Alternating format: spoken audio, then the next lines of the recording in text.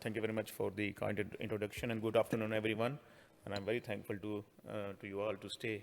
I thought there will be only 5 people here, but I'm pleased that there are quite a handful of people still staying for this talk. So I don't have any conflict of interest.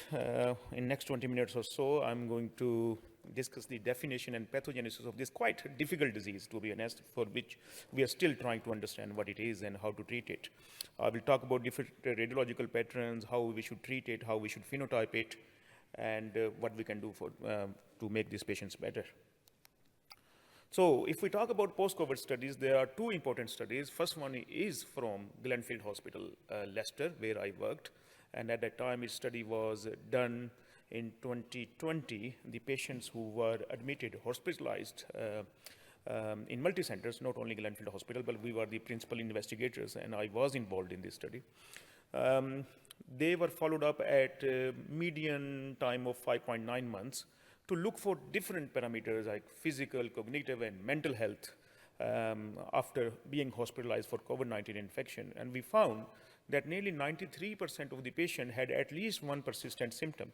And most common symptoms were fatigue and breathlessness.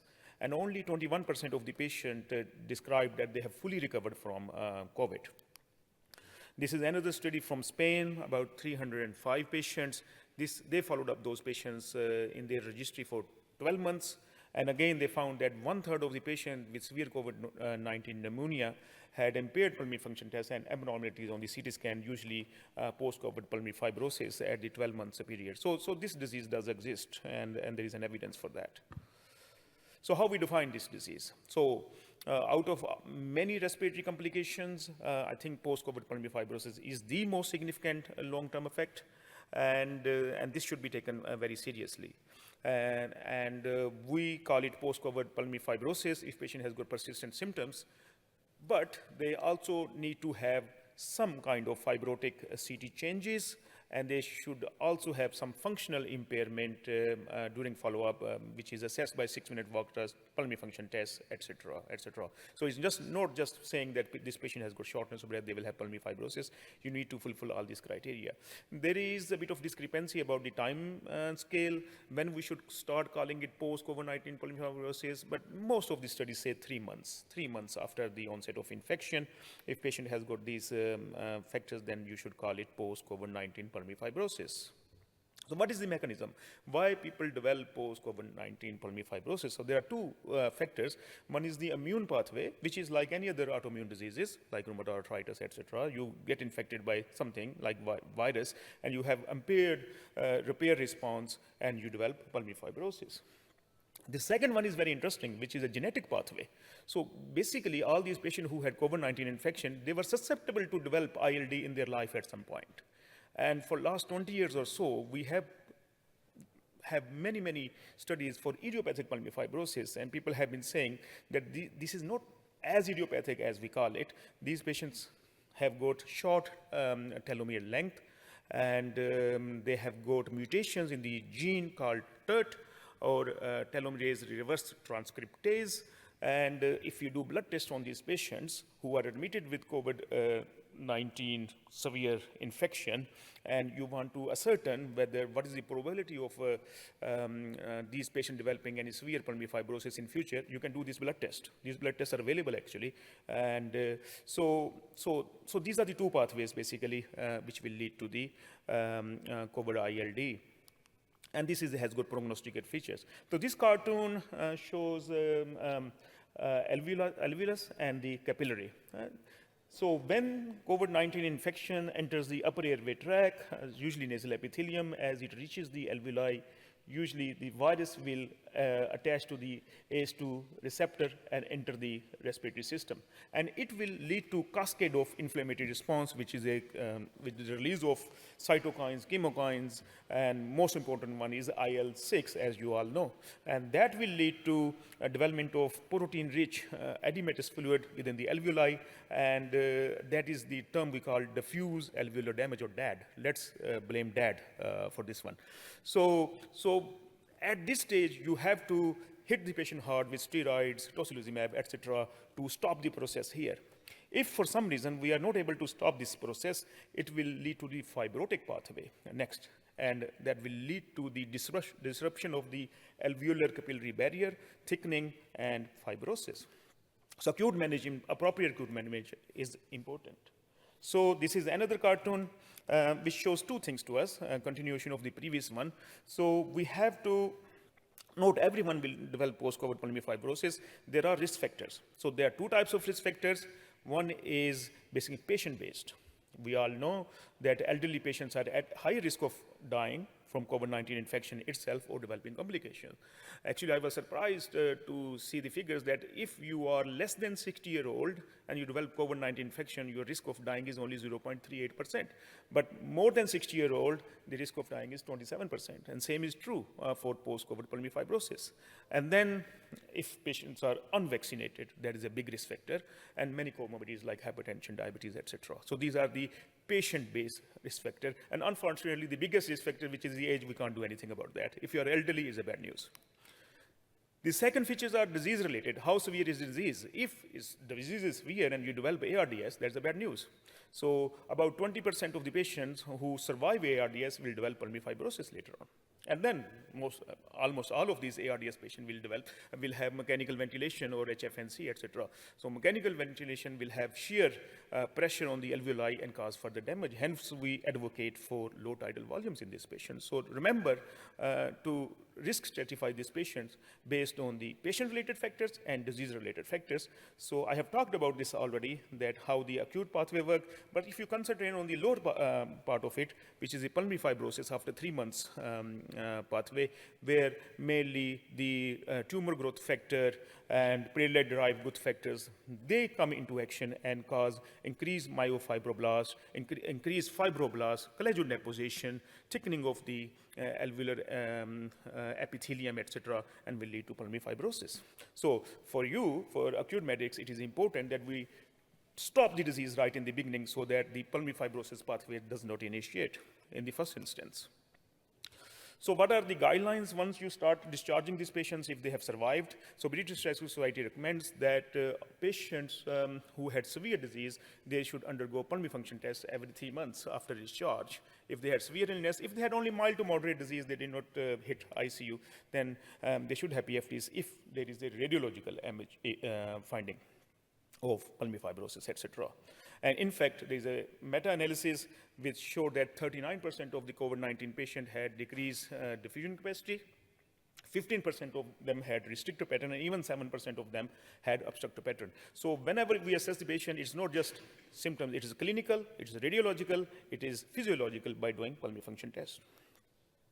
So these next 3 slides are very, very important because we have residents in the audience. So I do want you to concentrate on these next 3 slides. So whenever I read the report of the COVID-19 CT, retrospectively, I was not there to COVID-19. So usually the radiologists say, oh, this CT is consistent with COVID-19 infection and this much percentage of the lung is involved. That's fine. I'm happy with that, but I think we need to go a bit further to identify different patterns of interstitial lung disease to phenotype it properly. So most common pattern is this, which is very thankfully, that this is a baseline CT and this is a 6 months follow-up CT. Everything has resolved. Well and good. You don't need to do anything. The second pattern is organizing pneumonia. So in this patient, the upper photos, A and B, will show you there is a perilobular and peribronchial consolidation. We call it organizing pneumonia. In the lower parts in C and D, you can see all those changes have almost completely resolved. So thankfully, this pattern is quite frequent in these patients, and this does respond to steroids. Actually, this is 3 weeks of treatment with prednisolone, and the CT scan has got almost normalized. So whenever you go to the radiologist for some patients, yes, that's fine. They can tell us that 52% of the lung is involved, but just ask them what it is. Is it a ground glass changes? Is it organizing pneumonia? Or is it fibrotic changes? So this is another patient. This is the third pattern. So in the above picture in A, you can see that this is the acute phase CT scan where there are ground glass changes. And that 6 months follow-up, most of those ground glass changes have resolved. But if you carefully look at that, that there are fibrotic bands. Patient is developing pulmonary fibrosis, and later on, patient may develop honeycombing as well. And the other cartoons, this one and this one, just shows the quantitative CT chest analysis. Here it is showing, and the blue one is normal, and the yellow one is abnormal, by the way. So here it is about 50% aerated lung, and here is about 83% aerated lung. So fibrotic changes sometimes persist for months to years. So these are the three patterns. Ground glass changes, which usually resolve. Organizing pneumonia does not resolve on its own. You have to give steroids, and fibrotic changes usually persist. So there is a very recent meta-analysis published very, very recently where they have taken into account about nearly 9,000 CT scans, and they have looked at the short-term and long-term CT findings, and they have proven that usually the fibrotic changes, which are usually interlobular septal thickening, reticulation, etc., with the passage of time, they resolve, but not that much. By the way, the blue one is 1 to 6 months follow-up, and the orange one is 12 to 24 months follow-up. So quite extended follow-up for these patients. But we should take these findings with a bit of pinch of salt, because all these patients had COVID-19 infection between December 2019 to December 2021. Now, you can say the honeycombing is very uncommon. You can say honeycombing is not very common, but with the passage of time, it increases. Everything else decreases, but honeycombing increases. If you develop honeycombing on the CT scan, it is a bad news. Now, with vaccines, with good treatments available, to be honest, if we take 100 patients who developed COVID-19 infection in 2024 and follow them over a period of 24 months, I'm sure results will be different. So the results should be taken with a pinch of salt, but that is what it is. So how do we treat it?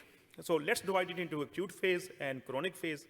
Obviously, you all know about it when there is acute severe COVID-19 infection. If there are fibrotic features on the CT scan, some people advocate that though you give steroids and tocilizumab, etc., but there may be role of antifibrotics. But obviously, antifibrotic role is not supported by any randomized controlled trial. So in any circumstances, whether it is acute or chronic, again, my previous point, ask the radiologist, is it a fibrotic process? Is it an inflammatory process, depending upon those features which I have mentioned already. So if there are fibrotic features, you could add antifibrotics, but there are no features suggestive of fibrosis, then you just stick to steroids and IL-6 therapies. If it is a chronic post-severe COVID-19 fibrosis, again, you ask the same question. Does this patient have good fibrotic features, like UIP type of pattern, similar to idiopathic pulmonary fibrosis? You give antifibrotics. There may not be much role of steroids. You may be giving them steroids unnecessarily, causing lots of side effects. But yes, if patient does not have a fibrotic process, there is a lots of inflammatory process going on, ground glass changes, organizing pneumonia, etc., then you should consider immunosuppression. And there has been a role of mycophenolate, azathioprine, steroids, tocilizumab, etc., etc. So, in summary, it is possible to reduce the risk of pulmonary fibrosis by using many immunomodulatory drugs. The most commonly used are steroids, tocilizumab, etc., during the acute phase, so that these patients don't hit ICU, avoid mechanical ventilation, etc., etc., and they will not develop pulmonary fibrosis if we treat them properly right at the beginning. But in case they do develop pulmonary fibrosis, then these therapies, pirfenidone and nintedanib, which we use for idiopathic pulmonary fibrosis, can be useful because many people advocate that the mechanism of action, pathogenesis and mechanism, how it is developing, is same between IPF and COVID-19 pulmonary fibrosis. No, this is a very commonly asked question that to the pulmonologist, oh, yes, I had this patient who had COVID-19 infection, and we have given them 10 days of dexamethasone, etc., as per the results of the recovery trial. Should we carry on with steroids, or should we stop them? I think we should stratify it, again, with those disease patterns. If patient is still symptomatic and patient has got those inflammatory changes on the CT, I may ask you, yes, extend it for another 4 weeks. Give them prednisolone. But if patient has got fibrotic changes or no CT changes, then I will not advocate it. So that is the answer. And that is supported by 2 studies. And that is study coming from Alex West, from Guy's and St. Thomas's, right? I think it's a 2021 study, in which they have called the patient who were discharged from the hospital. 837 patients were called to ask them, are you okay? Do you still have symptoms? And almost all of them said, yes, we have symptoms. And then they, through vigorous process, they screened them. And cutting story short, they only found 30 patients who had post-COVID pulmonary fibrosis. So can you imagine? So this also tells you that shortness of breath is not just due to post-pulmonary fibrosis. There are many things. Patient may be anxious, depressed, etc., or maybe other things going on, maybe having PE undiagnosed, etc. So those 30 patients who had impairment in their lung function and they had some CT scan changes, they were given steroids, and there was a good response in all those patients. So this is a short observational study, but very well done. There is actually a randomized control trial, because we don't see many randomized control trial during COVID-19 pandemic, but this was from a Turkish group, and they came and presented their data at ERS, European Respiratory Society conference in 2022, but I could not find the publication. This is only the abstract. So here they found 262 COVID-19 patients, and they randomly assigned them to two arms. One arm got steroids, the other arm did not have steroids for 4 weeks. And they reported clinical and functional improvement after giving 4 weeks of prednisolone. Yes, so in selected patients, there is a role of steroids as evidenced by these studies. Lung transplant was considered for the treatment. Usually lung transplant, you know, in respiratory medicine, we give to the patients once they've got chronic disease and they don't improve, yeah? So that they will go for years. But COVID-19 was different. Usually for any infection, we don't start doing transplants, do we? We don't transplant patients for many infections. But COVID-19 was different. So these are the chest x-rays and CT scans of the patients who were admitted in 12 transplant centers throughout the world, including USA, Italy, Austria, and India. And you can see, so these patients have got ARDS, fibrotic changes with development of honeycombing, patients having diffuse fibrosis with even development of pneumothoraces, and this is a cavernous CT scan. We call it solid lung. There is no aeration, etc. So all these patients are on ECMO, basically, and there is no hope they will survive. Yeah. So these 12 patients were transplanted, and this is one of the chest X of the patient at the time of discharge, and this is one of the explanted lung from this patient. So we have got follow-up data for at 80 days. So 11 patients out of 12 survived in this scenario, and the outcomes are the same for any other disease. So lung transplant was considered at that time. I don't think we will see it many with the advent of vaccines, etc.